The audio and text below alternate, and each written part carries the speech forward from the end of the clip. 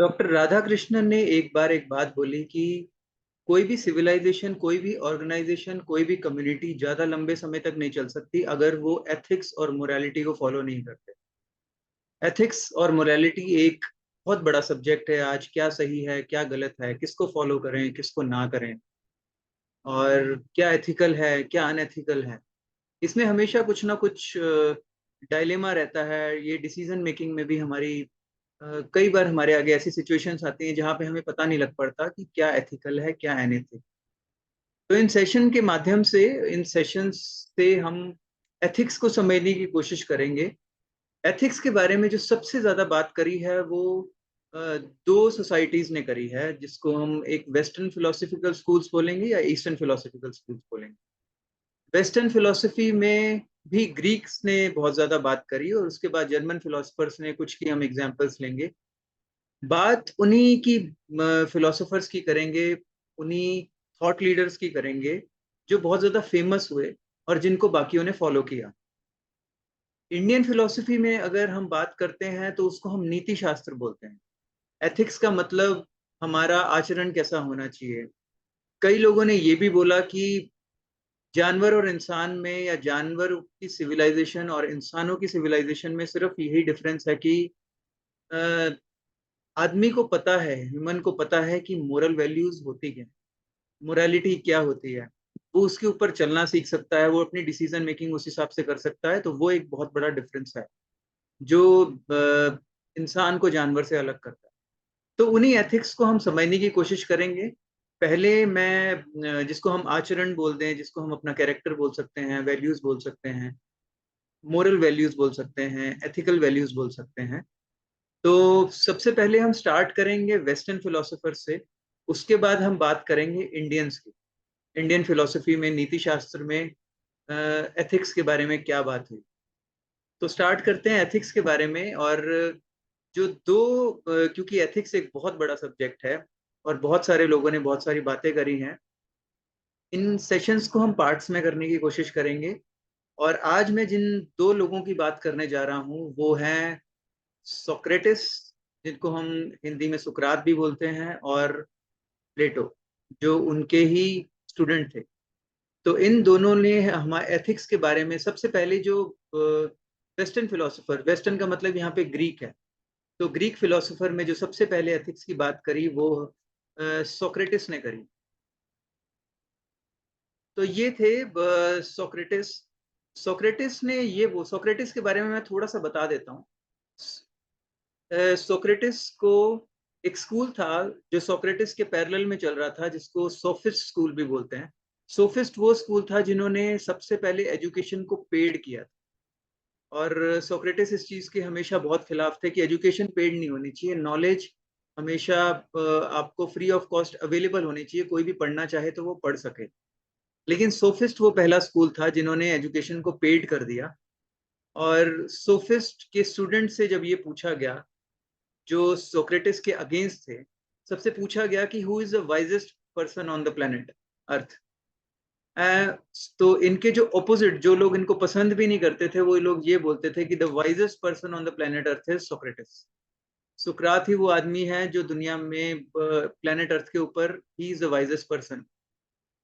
और जब सोक्रेटिस से ऐसा बोला गया कि आपको, आपके जो लोग अगेंस्ट हैं वही आपको सबसे ज्यादा वाइजेस्ट बोलते हैं, तो ही सेड, बहुत कम लोग ये जानते हैं कि वो कुछ नहीं जानते, और मेरे को सिर्फ, मैं सिर्फ इतना ही जानता हूँ कि मैं कुछ नहीं जानता, मेरे को बहुत कम पता है। और अब आप उसको वाइजेस्ट बोल लो या आप उसको क्या बोलो, बट ये उसकी सोक्रेटिस की डेफिनेशन थी जब उनको बोला गया कि you are the wisest person on the earth. तो सोक्रेटिस ने एथिक्स के बारे में सबसे पहले बात करी थी, और सोक्रेटिस ने एथिक्स के बारे में बोला कि एथिक्स में जो सबसे इंपॉर्टेंट चीज है वो नॉलेज है। Knowledge is virtue. नॉलेज को सबसे बड़ा उन्होंने वैल्यू बोला था, एथिकल वैल्यू बोला था। ही सेड कि नॉलेज से ऊपर कोई भी बड़ा वर्च्यू नहीं है। और आपको किसी भी ऐसे आदमी का सम्मान नहीं करना चाहिए जो नॉलेजेबल ना हो। और वो अपने स्टूडेंट्स को हमेशा यही बात बताया करते थे कि आप, तुम कभी भी किसी भी ऐसे आदमी का सम्मान मत करो, आदर मत करो, उसकी बात मत सुनो जो नॉलेजेबल ना हो, जिसको उस चीज की नॉलेज ना हो। प्रैक्टिकल एस्पेक्ट में हम समझने की कोशिश करते हैं कि कई बार हम किसी ऐसे आदमी से विश्वास करने लग पड़ते हैं जो इग्नोरेंट है, जिसको उस चीज की नॉलेज नहीं है, और उसको फॉलो करने की कोशिश करते रहते हैं। बट सोक्रेटिस सेड कि knowledge is the highest virtue. अगर तो इसकी मैं एग्जांपल देता हूँ कि इसके कुछ स्टूडेंट्स थे जो एक जज थे वहां पे, और सोक्रेटिस वो आदमी थे जो इन्होंने बोला कि आप हर चीज को क्वेश्चन करो।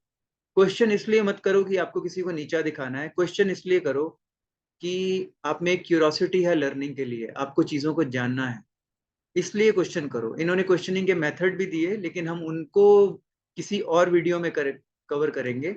बट आज हम पर्टिकुलरली एथिक्स के बारे में ही बात करेंगे। तो सोक्रेटिस के स्टूडेंट्स ने, और इन्होंने कहा अपने स्टूडेंट से कि क्वेश्चन करो, किसी पे भी ऐसे विश्वास मत करो। अगर आपको किसी की नॉलेज को जानना है तो उसके लिए क्वेश्चन करो। और जब इनके स्टूडेंट्स ने, एक एग्जांपल बताता हूँ कि इनके स्टूडेंट्स ने एक बार एक जज को पकड़ लिया। तो उस समय क्या होता था कि जजेस उनको बना देते थे, not based upon some qualification, but उनको बना देते थे जो बहुत ज्यादा ऑरेटर अच्छे होते थे, जो बहुत ज्यादा अच्छे स्पीकर्स होते थे, बड़ा अच्छा बोला करते थे, कम्युनिकेटर्स बहुत ज्यादा अच्छे होते थे, तो उनको जज बना देते थे। तो इनके स्टूडेंट जजेस को लेके बैठ उस जज को लेके बैठ गए और उनसे ये पूछा कि आप जो मर्डर के या फिर इनके ऊपर जजमेंट्स देते हो, तो आप मर्डरर की डेफिनेशन क्या हो, what is the definition of murderer. तो ही सेड कि जो किसी को मार दे वो मर्डरर है। तो उनके स्टूडेंट ने बोला कि नहीं, तो ये तो गलत बात है, वो मर्डरर कैसे हो सकता है, बिकॉज वॉर में भी कई लोग कईयों को मारते हैं, तो ऐसे उसको हम मर्डरर तो नहीं बोल सकते।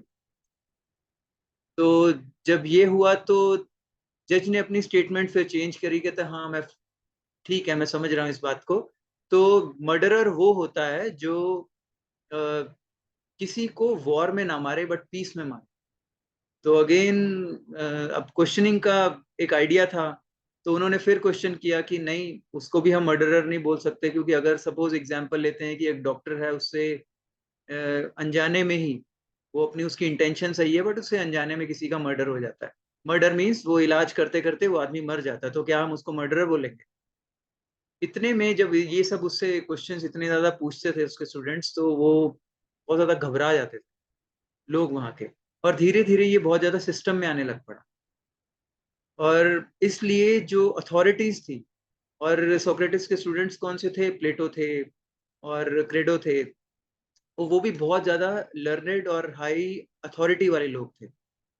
तो जब ये क्वेश्चंस करते थे तो लोग उनसे बहुत ज्यादा घबराते थे, कि जब आप किसी से क्वेश्चन करते हो तो आपको उसकी एक्चुअल नॉलेज का पता लग जाता है कि और किस क्यूरियोसिटी के लिए आप जब आप क्वेश्चन करते हो। तो इनके स्टूडेंट्स ने क्वेश्चन किया वहां पे एग्जिस्टिंग गॉड के ऊपर भी, कि आप इसको गॉड मानते क्यों हो, जब इसमें इतनी प्रॉब्लम्स है तो आप इसको किस बेसिस पे गॉड मानते हो। तो ऐसे ऐसे बहुत सारे क्वेश्चंस हुए। दूसरी सोक्रेटिस की जो सबसे बड़ी एथिकल थी, पहली थी knowledge, knowledge is the highest virtue, he said. दूसरा जो सोक्रेटिस ने बोला कि ट्रुथ को कभी मत छोड़ो, ही सेड, ट्रुथ को कभी भी मत छोड़ो, सच्चाई के साथ चलो, जो मर्जी हो जाए, किसी भी कंडीशन में किसी भी सिचुएशन में फंस जाओ। तो सेकंड वर्च्यू उनका था, जो एथिक्स था, एथिकल वैल्यू थी, वो थी कि ट्रुथ को कभी मत छोड़ो। और जब इनको जब वहाँ की अथॉरिटीज थी, वहाँ के जो रिलीजियस लोग थे, चर्च थी वहाँ की, उन लोगों ने चर्च तो नहीं लेकिन वहाँ के जो भी अथॉरिटी वाले लोग थे या जो रिलीजियस लोग थे, उन्होंने जब ये सोक्रेटिस को देखा कि इसके students, he is a very dangerous person, क्योंकि ये लोगों को भड़का रहा है, ये क्वेश्चनिंग करना सिखा रहा है, which is very dangerous to us, तो हमारी अथॉरिटी जा सकती है। जब उनको खतरा लगने लग पड़ा तो उन्होंने सोक्रेटिस को बुलाया और सोक्रेटिस को उन्होंने बोला कि जो तुम कर रहे हो बहुत ज्यादा गलत कर रहे हो, क्योंकि ऐसे समाज में, ऐसे सिविलाइजेशन के अंदर एक विरोधीपन, या फिर एक जिसको हम बोलते हैं कि लोग अगेंस्ट हो सकते हैं सोसाइटी के, अथॉरिटीज के, तो ऐसे समाज नहीं चलेगा। तो सोक्रेटिस ने कहा कि अगर मैं ऐसी कोई भी बात बोल रहा हूं जो सच नहीं है, तो आप जो करना चाहते हो वो कर लो। तो जब उन्होंने ऐसे सुना तो ही दे थॉट कि दे डिसाइडेड कि he is a very dangerous person और इसको मार देना चाहिए। इसको मरवा देना चाहिए। तो उन्होंने सोक्रेटिस को बोला कि ये जहर है, आप इसको पी लो, ये पॉइजन आपको पीना पड़ेगा। तो सोक्रेटिस कहते हैं कि अगर सच के लिए मेरे को पॉइजन पीना पड़ेगा तो दैट इज ओके। और जब उनको पॉइजन दिया गया तो कुछ टाइम के लिए उनको जेल में रखा गया। तो उस टाइम प्लेटो और जो भी उनके स्टूडेंट्स थे वो बड़ी अच्छी अथॉरिटीज थे, तो उन्होंने सोक्रेटिस से पूछा कि हमने सब लोगों को खरीद लिया है यहाँ पे और आप आराम से यहाँ से भाग सकते हो। आपके पास बहुत सारे अ, हम सारे का सारा अरेंजमेंट कर देंगे, आपको कोई प्रॉब्लम नहीं होगी, आप पीछे के रास्ते से। बट ही सेड ट्रुथ के लिए अगर मरना भी पड़े तो मैं मरूंगा। और बहुत टाइम के बाद एक बहुत फेमस फिलोसोफर हुए रसल, तो रसल ने ये बात बोली कि the humanity died that day when Socrates was given the poison. जब सोक्रेटिस को जहर दिया गया उस दिन मानवता मर गई थी। तो Socrates is the first person, इसको इनको संत भी बोला जाता है, वेस्टर्न फिलोसोफर्स में बहुत बड़ा नाम है।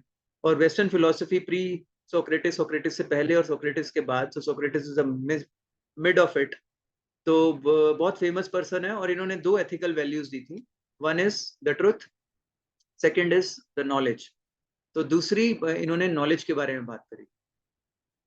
तो जब सोक्रेटिस चले गए तो दूसरे फिलोसोफर जो आते हैं उनका नाम है प्लेटो, जो उन्हीं के स्टूडेंट थे।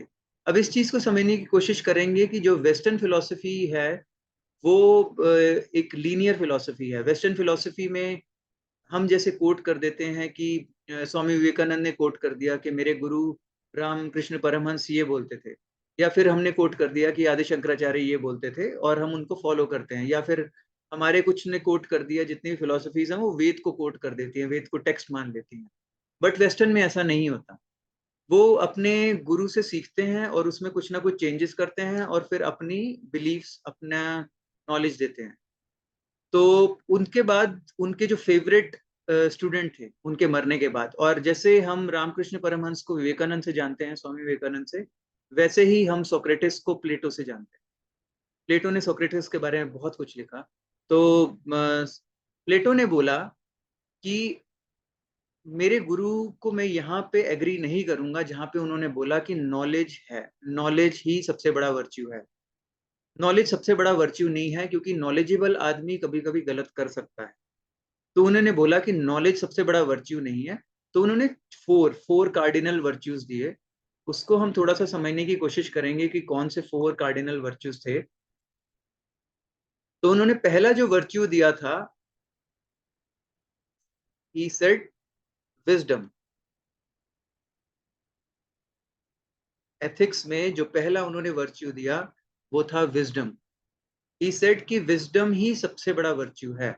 आपकी नॉलेज किस तरह काम नहीं आती, लेकिन इसको ऐसे समझ लेते हैं कि कई लोग मेमोरी को बहुत बड़ी चीज बोलते हैं, कि अगर हम कुछ याद करके पेपर में लिखा है, और कोई बच्चा अगर बहुत ज्यादा याद कर लेता है, सपोज स्टेट्स याद कर ली, और या फिर पूरे वर्ल्ड की कंट्रीज याद कर लिए, उनके नाम याद कर लिए, स्टेट्स याद कर लिए, हम टीवी भी बहुत ज्यादा देखते हैं, या फिर कोई, उसको हम इंटेलिजेंट मान लेते हैं जो सारा का सारा लर्न करके और पेपर के ऊपर लिख सकता है।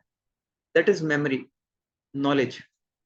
बट उसको यूज कैसे करना है, असली लाइफ में उसका क्या यूज होता है, डिसीजन मेकिंग में कैसे होता है, कौन डिसीजन सही ले सकता है, वो हमारे विवेक के ऊपर डिपेंड करता है, हमारे विजडम के ऊपर डिपेंड करता है। तो इसीलिए विजडम प्लेटो ने पहला सबसे बड़ा वर्च्यू बताया, कि विजडम वो सबसे बड़ा वर्च्यू है।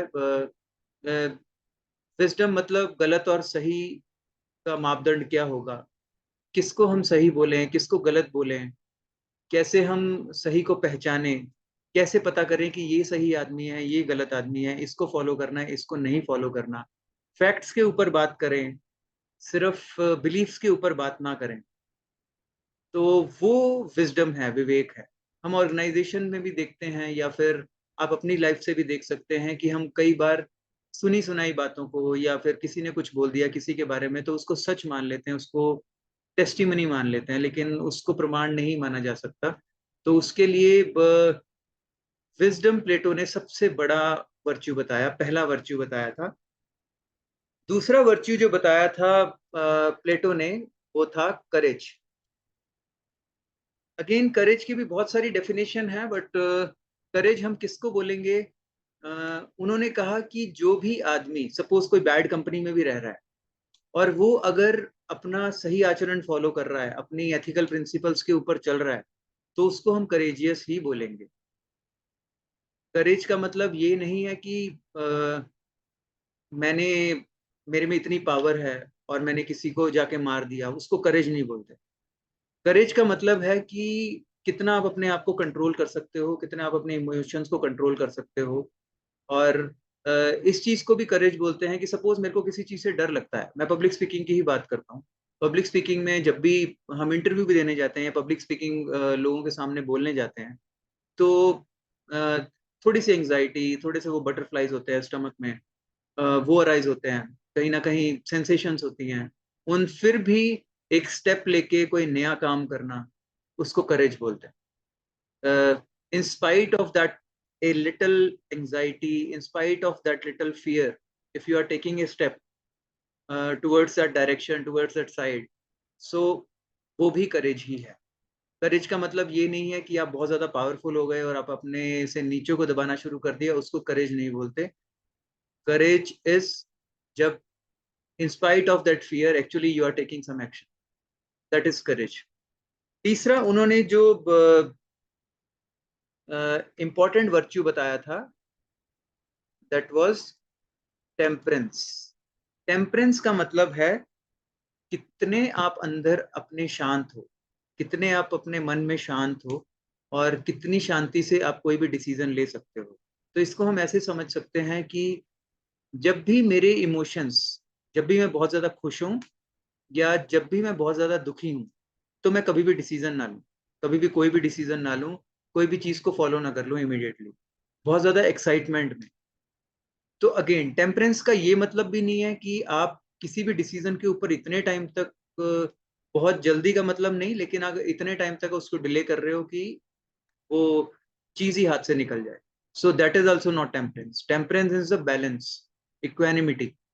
आप कितना आराम से डिसीजन मेकिंग कर सकते हो, कितना उसको आपको पता है कि कितना रिक्वायर्ड टाइम है वो डिसीजन मेकिंग करने में, जो आपको, मैं ये भी बोलूंगा कि उसको आपको विजडम से ही मिलता है, आपके एक्सपीरियंस के साथ ही आता है वो चीज भी।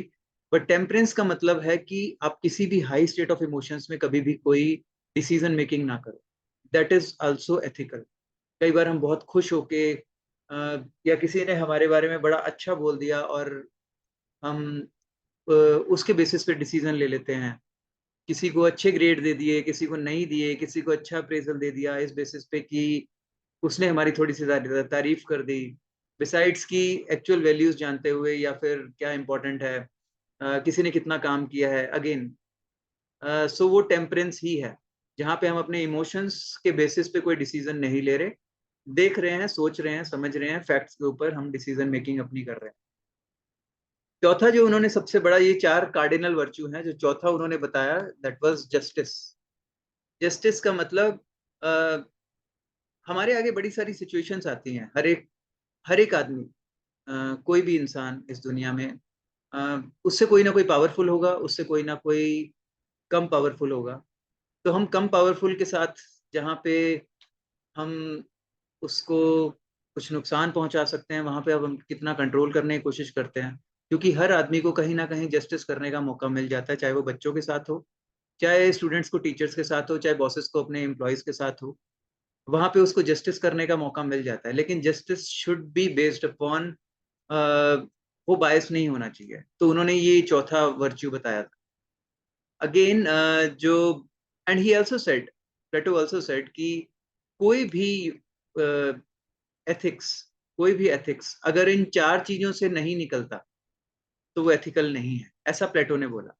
Wisdom, courage, temperance and justice. Again जैसे मैंने बोला कि ये वीडियो थोड़ा सा लंबा हो जाएगा अगर हम एथिक्स का पूरा समझने की कोशिश करेंगे। तो इसके बाद आते हैं एरिस्टोटल।